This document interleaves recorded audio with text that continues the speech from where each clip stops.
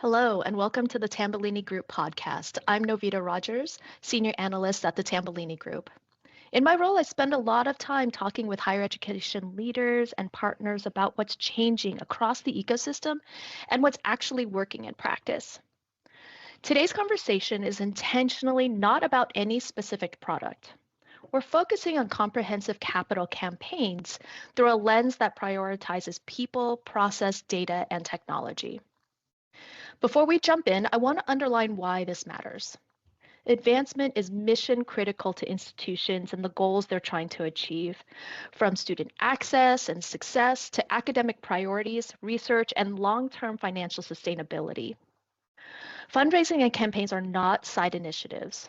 For many institutions, they're one of the most important levers leaders have to shape outcomes and expand what's possible. I'm joined today by Chris Clark, Senior Director of Product Management at Salesforce Education Cloud, and someone who's deeply knowledgeable about this topic.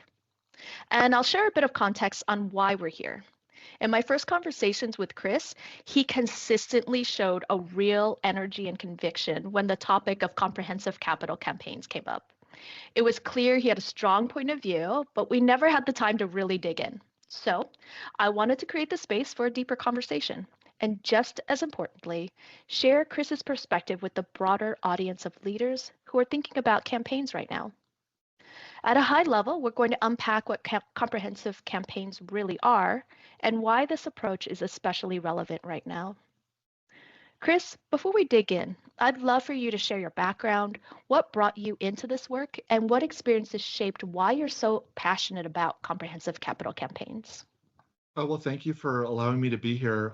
It's really an honor to be able to speak with you about this. This is something that I've been passionate about for decades. I've been at Salesforce for about 7 years. Prior to that, I spent 21 years in either fundraising or finance. So to say that fundraising is in my blood is an understatement. So half of my mind is all about fundraising, and then the other half of my mind is all around finance. And thinking about the intersection between those two areas is really important, especially because of the demands that are happening today. I think the reason why I'm in education and why I serve the education market here at Salesforce is that I want to be who I needed when I was younger. When I think about the experiences that students like my own children are going through K through 12 and through college now as they age, I want to make sure that they have the best possible experience. When I think about the role that philanthropy can play in that world, philanthropy is actually two Greek words put into one. It's love and it's humanity. So when we actually think about the love of humanity, I think that's really a great way to talk about philanthropy, which is what we're here to talk about today. I love that, Chris, because as we talk about higher education, sometimes we get so mired in, at least in my discussions, in the technology and the processes and things. But the reason a lot of us joined higher education is because of the people and the students and the faculty that we Yeah. so deeply care about. Yeah, you're absolutely right. And I think about if I can make my children's experience better, we can also help all of the youth in this world. And forget about just youth. Think about how you and I go and do executive education or continuing education or lifelong learning and what experiences we can provide. And I honestly believe that in the role that I'm in now and working for the company that I do, it allows us to take these experiences from all kinds of different sectors and then deliver them into what we call education today. When we think about a comprehensive capital campaign in particular, it's really think about how do we connect all these different pieces and then deliver that to the institutions of this world. So let's talk about that. When you say comprehensive capital campaigns, what does that mean in practice and how does it differ from traditional campaigns? Yeah, I think it's a great question. When I say comprehensive, I don't just mean a large fundraising goal. I mean something that's integrated. A comprehensive campaign, it aligns more than just fundraising. It aligns things like academic priorities and financial strategy and things like research intelligence and execution from the advancement teams and governance all into one larger effort. I think that it's not necessarily advancement owned, it's institution owned. One of the things that I've been following quite a bit is that we're also starting to see the rise of what's called like the modular campaign design, where it's not just a capital campaign, because underneath that umbrella, there's often multiple initiative level micro campaigns. So like think about sustainability and workforce development, research innovation, student access, and they each reach and resonate with different constituencies within the institution, the community, and everything else.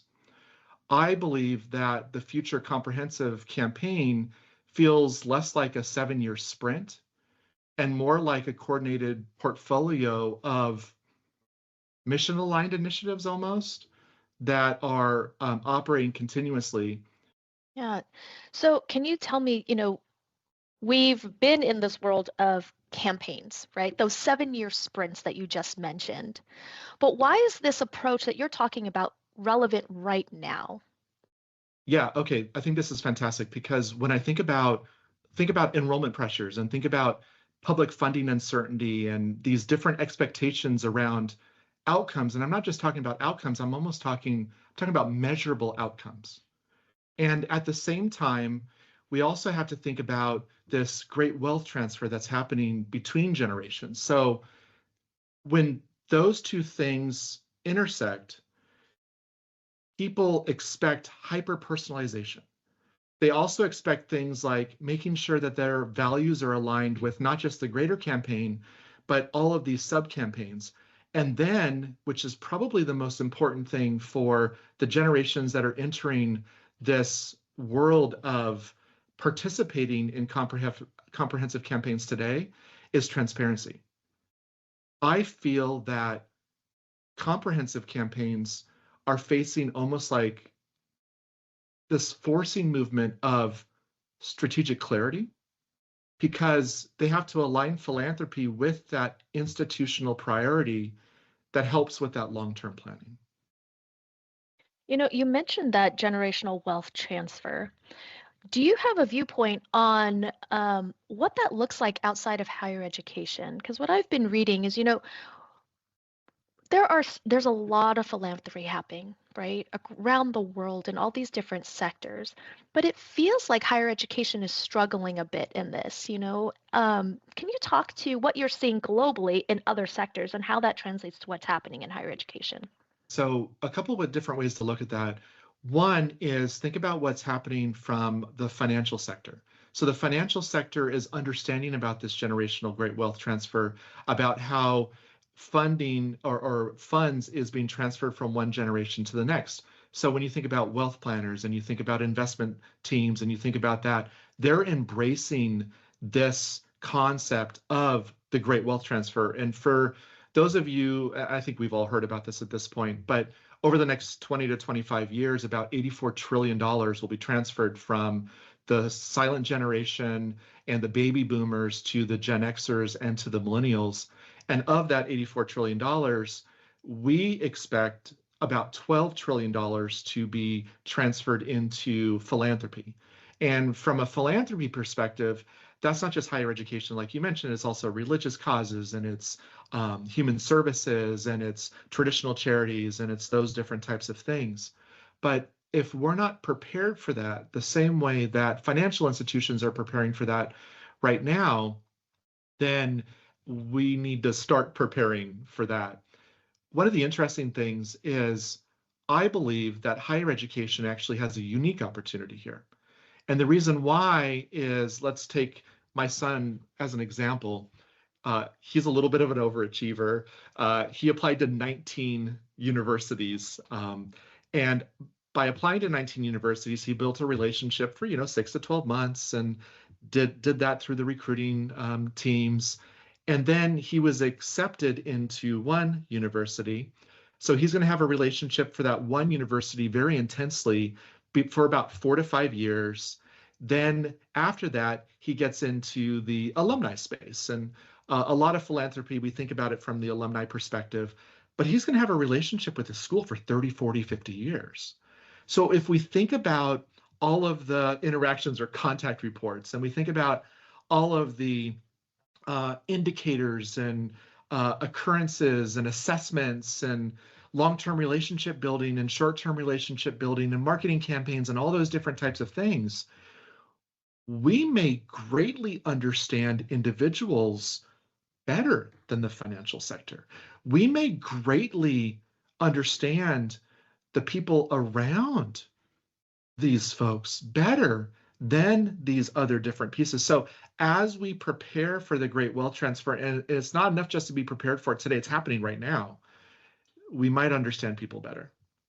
It's so interesting because, like you said, you have that relationship.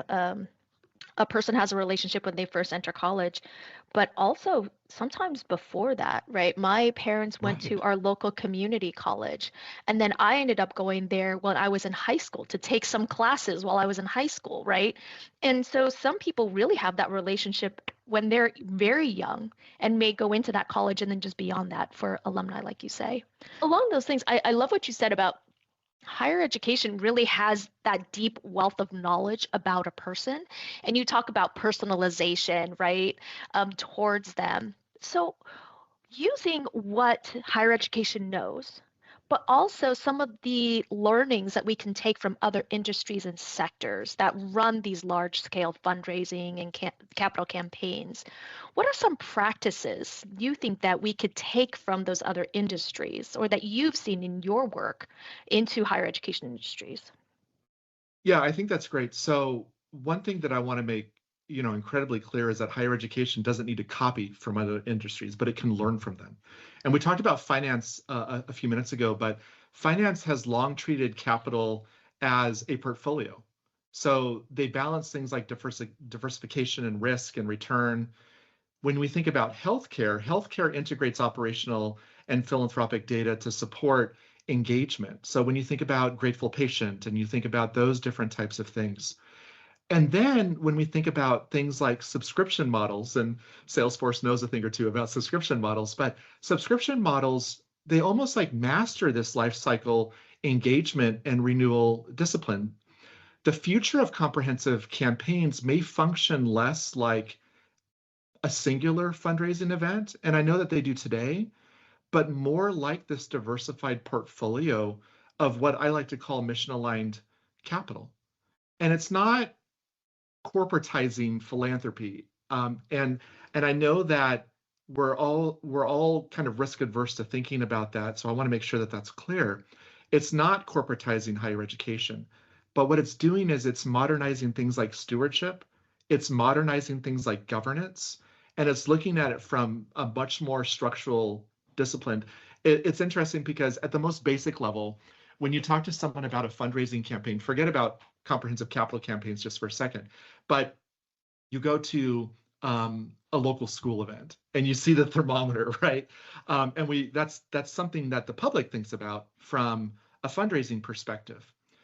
When we think about a comprehensive capital campaign, especially the comprehensive capital campaigns of the future, they look much less like a thermometer and they look much more like a diversified portfolio. In fact, they look more like a ledger. Can you delve into that a little bit more? Yeah, I think that instead of instead of looking at the end goal, and we have to look at the end goal and we have to celebrate the end goal and we have to talk about the end goal and we have to champion the end goal and we got to get everyone excited about this $1 billion or $500 million or $100 million or all these different types of things. Instead, it's probably 20 or 30 goals within that $1 billion goal. Hmm. And Novita, something that might be important to you might be less important or more important to someone else. And as we hyper personalize campaigns for those segmented audiences, it'll begin to look like many smaller goals into the bigger goals. And successful comprehensive capital campaigns do this today. I think, though, that as people are more focused on this impact giving and this impact portfolio, and as people get smarter with their money, we have to start thinking about it from a hyper personalization perspective and think about it as a lot of small goals that turn into this diversified portfolio or the thermometer of the future. Okay. Yeah. And I mean, one thing that you said earlier was about, the hospital industry and the grateful patients. And I think about that a lot, having had, experience with that, and how grateful I am to the nurses and the doctors and, things like Yeah, that. And in higher education, I think about, wow, I'm so grateful to this particular professor. They really helped me either in mentorship or helped me grow in, my degree and where I am today, things like that. And I can see what you're talking about, Chris, where it's not just the 7-year, $2 billion campaign and get there to the end, however you get there, yeah. but the building on that personalization. I may not care about the larger goal, that may not be where my passion is, but if I can help fund that chair, that endowed chair for that professor that I really care about, I will do that. Right. And I think you're now heading into this idea of restriction, right? Where restricted funds and I want to give to this Mm, specific cause and those different types of mhm, things. And I'd like to share with you that restriction isn't the problem, it's misalignment is the problem.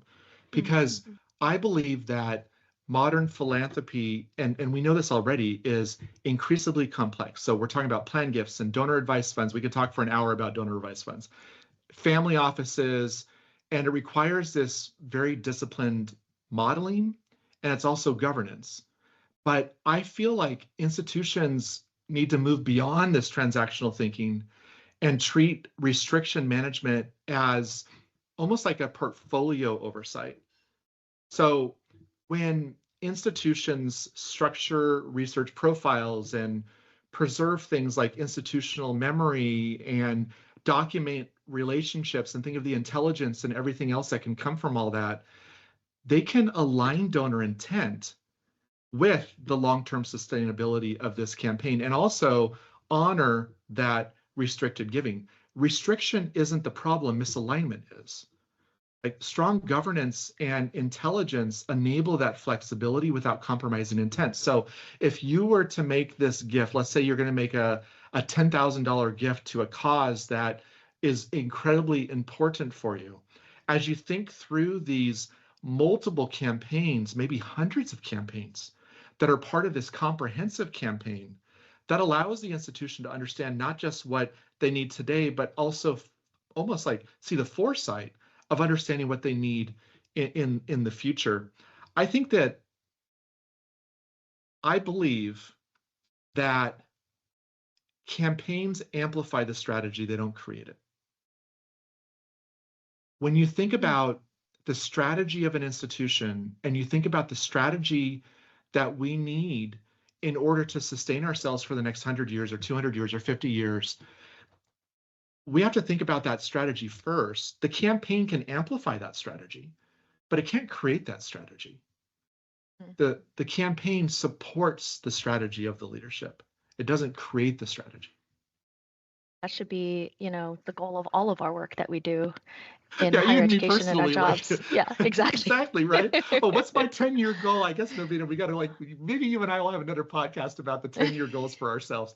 But if you think about it seriously, it's like what we do today needs to amplify what our 10-year goal is. What we're doing with our roles and our job and our professions, how does that fit our 10-year goal? How does that fit our 20-year goal for our families and our Mhm, children and our spouses and partners and all those different types of things? The same exact thing happens with a campaign. Comprehensive capital campaigns, they almost force strategic clarity. They don't create the strategic clarity, but they can force it. And what it does is it makes it so that the philanthropy that's happening at the institution is aligned with the institutional priorities. And if we can find the individuals and the groups and the other people that are in the orbits of these institutions, they can help serve that mission, they can help push that mission forward, and they can help execute on that strategy. mm. So I love this. Let's dive little bit even deeper into this. So Yeah. as we talk about that campaign, what does a strong campaign's operating model look like? You've talked about governance several times, but thinking about that, what should leadership think about in governance, decision rights, aligning across campus? We talk and especially I think governance. We say it so much, and Yeah. I think everybody knows it, just like everybody knows I need change management. But actually doing it and making it come to fruition and getting that cross-campus alignment takes a lot of work, especially in higher education. So, can you talk a little bit more about how do we make a strong campaign for institutions? When we think about our customers and we think about the institutions that do this really well, it obviously starts with governance clarity, something that we've been talking about. But it also requires executive steering and things like defined decision rights. Who can make the decision? Why are they making the decision? And it's also about consistent performance. And it's not just performance, but also like what I call performance cadence, like making sure that it's happening at a certain level. Advancement teams can't operate alone. It requires finance and academics and research intelligence and leadership. And I know I'm not saying anything that anyone doesn't know, but it requires for all of those to be aligned. And that is something that's hard sometimes. And when I think about it, I think about it as like campaign governance should almost resemble endowment governments. So it needs to be disciplined, it needs to be continuous, and it needs to be transparent. So when we think about things like structured workflows where we move prospects through research and qualification and cultivation and stewardship and all those things that we talk about all the time, we have to do so almost like in a predictive way. So when campaigns rely on the institutional systems in which they've created, rather than what I would almost call like individual heroics, they scale discipline, repetition, transparency, and having this cadence of performance allows us to move forward. And I think it's important because it should look much more like a endowment than almost like a special event. And I know that comprehensive capital campaigns aren't a special event, but sometimes you might think of them as a 7-year event or a 7-year campaign. It should be more disciplined. It should be more transparent. And it should be done as the whole institution and not just the advancement team. The ones that are successful are doing it together. That's interesting. What do you think about, the data that we have around this, kind of the insights that can be used? What information is critical for these campaigns to run well? Yeah, so this is probably my favorite topic because it's something I work on every single day. Um, I believe that the most important data in a campaign isn't the dollar raise. So that's not the thermometer. It's what is the structured intelligence about things like the health of the pipeline, concentration risk, and then the long-term donor capacity. Having someone participate in a campaign isn't the end goal of the campaign. It's how do you grow them and how do you grow the relationship so that they can also participate in the next campaign, or how to get the family into the next campaign.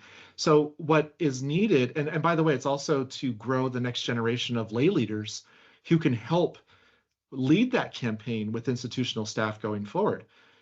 So institutions really need that visibility into things like early indicators and understanding things like wealth events and formal assessments and things that we've talked about before, also to think about what those philanthropic milestones are. I I think that we all know this, but when I think about the worldview and the work that I get to spend time on every single day and speak to institutions all over the world every single day, most institutions don't lack data. They've got tons and tons and tons of data, but sometimes they lack the consistent definitions and what shared meaning means across systems, because we speak with people that, they're bringing in 100 different systems into their advancement systems, and they might be bringing in 20 or 30 different research systems into their advancement systems. And when I think about structured research signals and unifying that with things like engagement history and financial reporting, and that is really what gives leadership the confidence in forecasting. And then that dreaded term that we talk about all the time is like risk management. I think that the biggest thing out of this part of our conversation is that, and I'll just repeat it one more time, is that most institutions don't lack data. they lack the shared meaning. I agree with you. Looking at data and looking at data conversion and all of that stuff. There is so much data out there, but also there's a lot of data that stays within people's minds, right? Because sometimes it's hard to find the time to write those notes out. But also sometimes there's so many notes and I can't parse through all of that. I want to just touch on some of the technology that you're seeing and what you see upcoming. And I'll say the words AI, right? How can technology help in parsing through all of that information and helping institutions understand what can be used and maybe what other pieces of information we may want to talk to our community about? Yeah, I think that's a great question. And I'm going to say something that might be a little controversial, especially because I work for a technology company. But technology maturity is not about the tools. It's about the workflow discipline. So when we think about how we use technology, we have to be disciplined in using that technology. And we talked about change management a few minutes ago. Change management is hard. Now, comprehensive campaigns do give an opportunity to introduce change management and do give the opportunity to introduce new tools and new technologies and things like that. But they have to be disciplined in using the technology. So capturing that contact report, I remember when we used to just do it in like word processing system, and then we did it in a CRM, but the contact reports of the future are just on the phone, like you talk to your phone, or maybe it's taking notes. And then maybe, Novita, I'm sitting down with you and your family in your living room, and we're talking about how you can participate in this comprehensive capital campaign. And it's a ledger, it's not a thermometer. And I need to know everything about you before that meeting, but I don't have 5 hours to read every single thing you've done with your alma mater during that time. So instead, I'm going to summarize that information. I'm going to ask questions of that information. I'm going to do the campaigns of the future will do less clicking of going to those 50 different entries, and it's going to do more thinking. We're going to have a thought partner with our technology prior to the relationship officer going into your living room and having that conversation. We're going to be able to ask questions of that data. We're going to be able to ask, talk to me about your interests. We're going to be able to ask, talk to me about your last 5 gifts. Talk to me about what do we predict that you could do over the next 5 years? Talk to me about your family. Talk to me about all those other things. It's less clicking and it's more thinking. And even though I said at the beginning that, technology maturity is not about the tools, it's about the discipline, we still have to be able to use those tools in the best way to do what philanthropy means. Like at the beginning of this conversation, I shared philanthropy means the love of humanity. We have to use these tools ethically. We have to use these tools for human good. We have to use these tools so that we can fulfill this love of humanity, so that we can help for the scholarships of the future for our children and our children's children and for the children of the world. And we have to use these tools to endow those brilliant professors and allow them to impact the youth of this world. You're not going to get that by looking at 50 different things on a screen. You're going to get that by having a conversation with the data. That's why we have to start thinking about these tools from an intelligence perspective instead of just from a dashboard perspective or from a report perspective. And obviously, everyone needs reports and dashboards. I'm not saying that, but to have that conversation of the future and then to have the discipline to use those in the right way to advance the mission of the institution.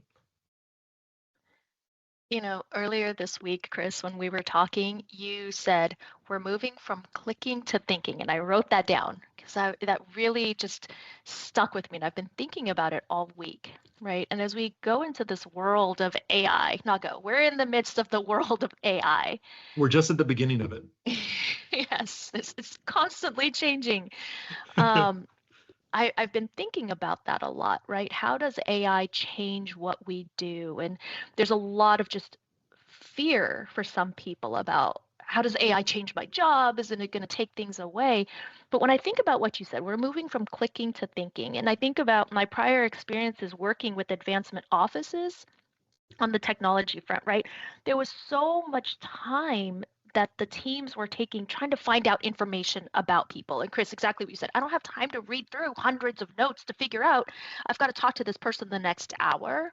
And I love the idea of being able to use systems to say, these are all the things we already know about the person, and have it help me understand who you are, Chris, what we've already learned about you, what we know about you, because higher education and the work that's being done in advancement is a trust relationship, right? Right. We're building relationships with people, I'm sorry, Right. with people, because it's not for the fundraising aspect of it, right?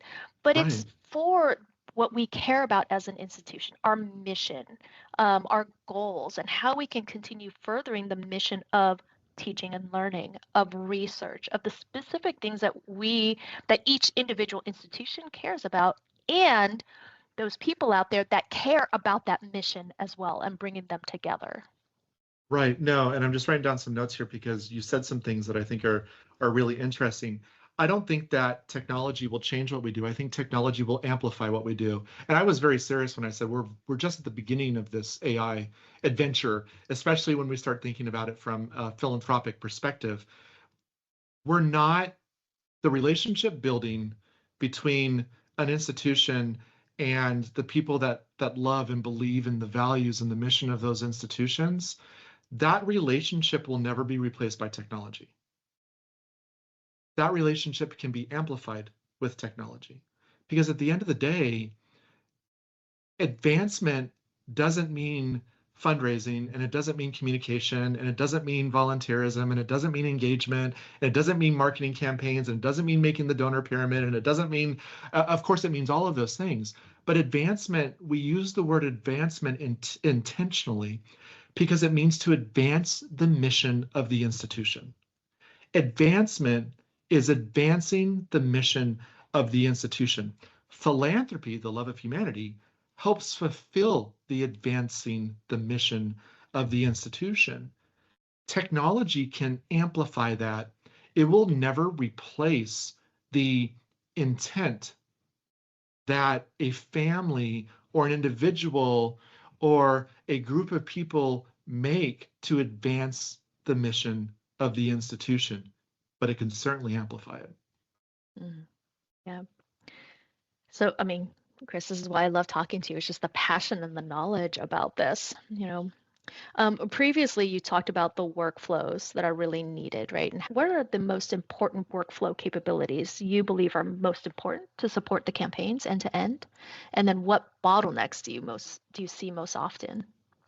I think it's interesting because a lot of times we'll talk about the fundraising cycle, so identification, qualification, solicitation, and I think I skipped a couple steps in there. I haven't had all my coffee yet today. I actually think that the biggest bottleneck and the biggest step that is missing is stewardship. I believe that we have the data, we've identified the people, we can qualify them, we can solicit them, and we can do so in a loving and a meaningful way. But stewardship is so important. And it's not something that we talk about a lot, but I do think it's important because a little while ago I mentioned that the goal of having someone participate in a campaign isn't just to have them donate to the campaign, it's to have them feel like they have a sense of belonging and ownership over the results of the campaign. It's allowing them to understand that they're making an impact and an investment in the mission of the institution. But it's also to identify who the lay leaders are going to be that will help with the next campaign. Or it'll be to understand who can participate in gift planning and plan giving and those different types of things. Stewardship plays a critical role in that. Stewardship plays a role um, in that process. And when I think about even when I think about the Seven Habits of Highly Effective People by Stephen Covey, he always talked about sharpening the saw. And for us, as I think I read it like 25 years ago or something, but when I think about that, I always thought about it as lifelong learning. You want it to be able to grow as an employee, and you want to learn about things that are interesting and see how you can impact them and everything else. But the same exact thing applies to philanthropy. When you think about sharpening the saw, when you think about stewardship, and you think about, Novita, thank you so much for making that very generous gift to the campaign. How would you like to be involved going forward? How would you like to be involved in the next campaign? How would you like to be involved to make sure that we're delivering transparent results? How would you like to be involved in the outcome management of this gift? How would you like to be involved in the impact tracking of this gift? How would you like to be involved in screening the next generation of scholarship participants and everything else? By doing something as simple as that, as just asking them how they would like to be involved, they then have a sense of ownership over the success of the campaign and the success of advancing the mission of the institution, and will have an investment in the next time a major initiative comes across. So stewardship to me is so importantly critical. Now, I work for a technology company. I could talk to you all about prospecting and using AI for prospecting and things like that. But I still believe that stewardship is probably the most important piece. And I mean, as you're talking about that, I'm thinking, wow, how much extra work is that going to take from my teams, right? Because it sounds like it could potentially be more work, more meaningful work. I think what you're saying, it makes a lot of sense. Do you see that technology can play a part in helping with some of the work so that teams aren't overburdened with more things to do? I think about a few minutes ago, we were talking about how technology may change what we're doing. And I said, well, actually, it'll amplify what you're doing.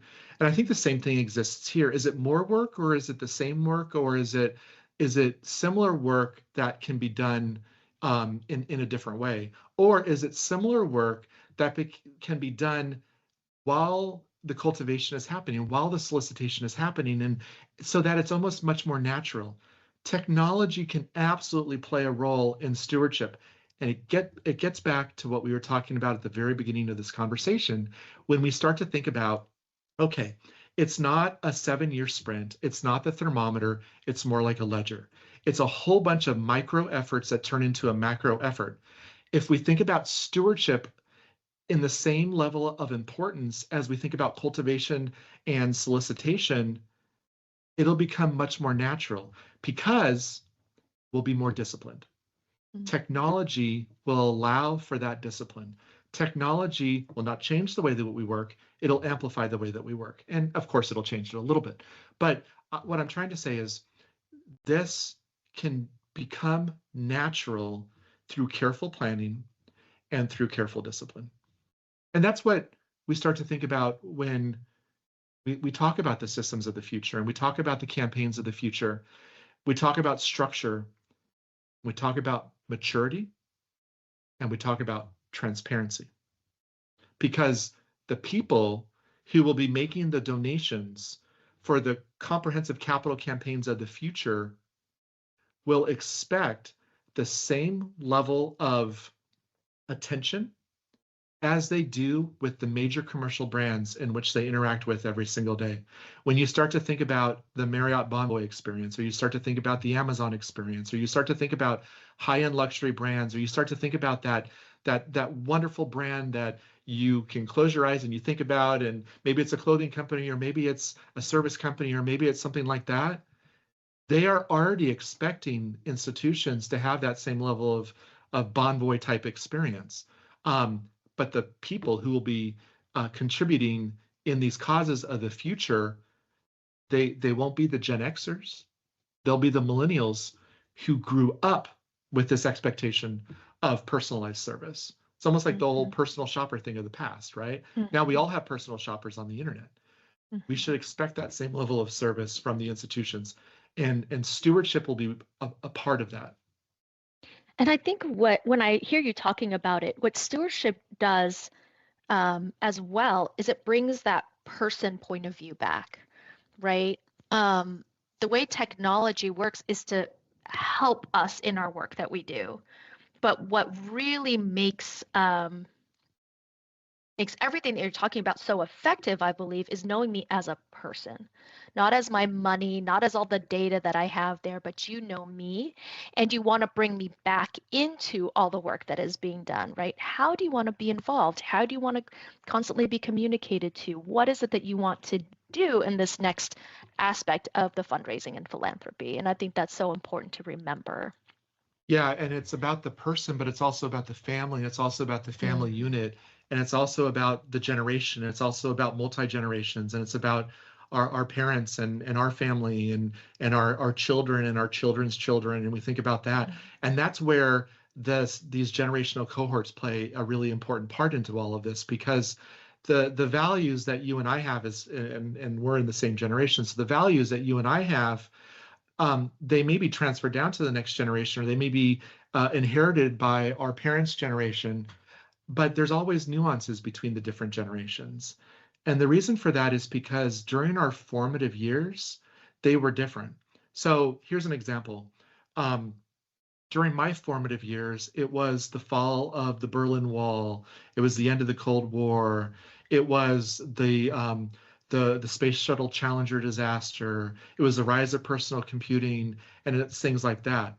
For my parents' generation, it was the Vietnam War, and it was the moon landing, and it was those different types of things. For my children's generation, they didn't go to school for a year and a half because of COVID. mm, So mhm, when you think about all those nuances between the generations, and when you think about understanding the person, great advancement individuals and great advancement systems will focus on the person.